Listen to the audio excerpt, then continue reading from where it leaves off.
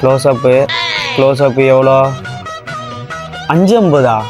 550 × 23 100 கிட்ட வருதா? நம்ம ஊர்லேயே 40 ரூபா தான் வரும்.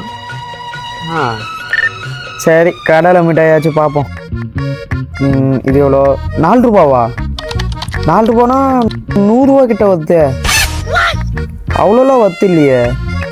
நம்ம ஊர்லலாம் கம்மியாக தான் இருக்கும்.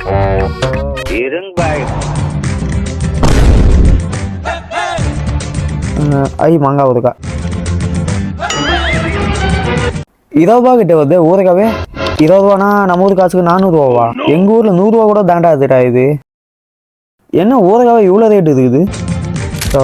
இவன் போகிற ரேட்டில் எது தான் வாங்குதுன்னே தெரியலையே. சரி, கடலைப்பருப்பு பார்ப்போம்.